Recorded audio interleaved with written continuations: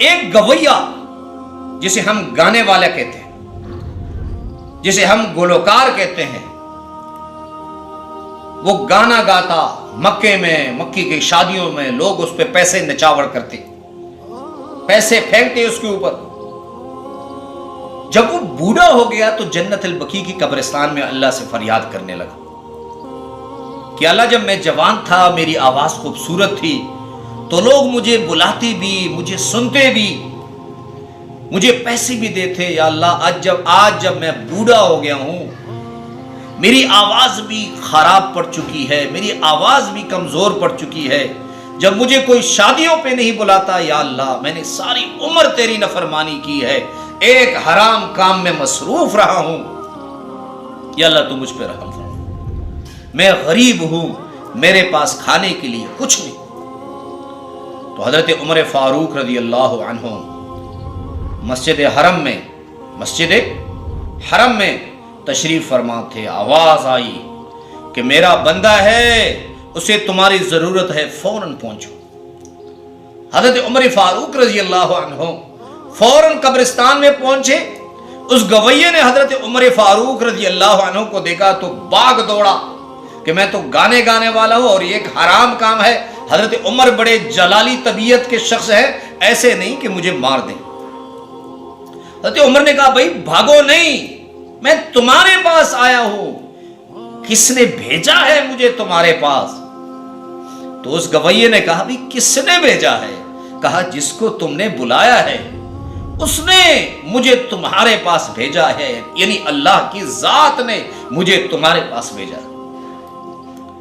تو میری غرض یہ ہے کہ گانا یہ ایک حرام کام ہے۔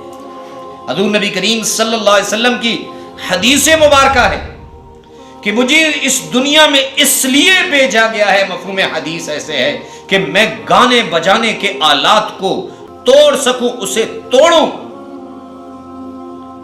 تو ایک بات یاد رکھیے، گانا یہ گناہ کا کام ہے، ناچ گانا یہ گناہ کا کام ہے، ننگے لباس سے گانا یہ گناہ کا کام ہے۔ لیکن ایک گلوکار، ایک فنکار اللہ کی نافرمانی بھی کرتا ہے، ناچ گانے بھی گاتا ہے اور ننگا ڈانس بھی کرتا ہے، اس سے پوچھو یہ ترقی کیسے کی؟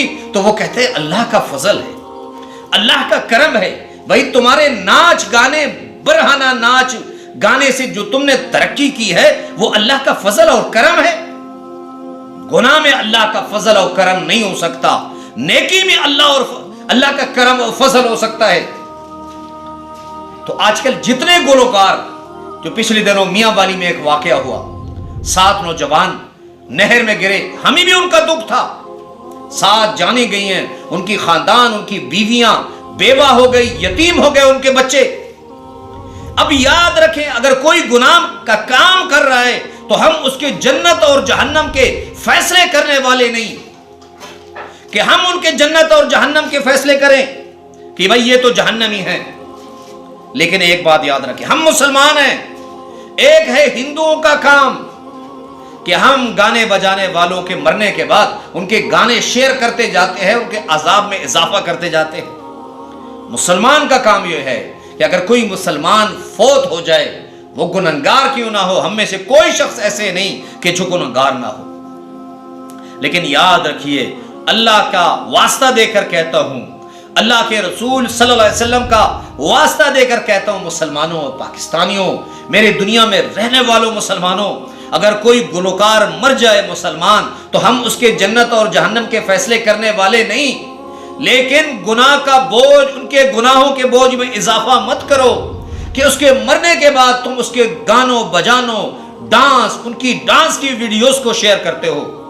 اگر تمہیں دکھ ہے، ایک جان جانے پہ تمہیں دکھ ہے تو 1 مرتبہ سورہ فاتحہ اور 3 مرتبہ سورہ اخلاص پڑھ کر اس پہ دم کر دیا کریں۔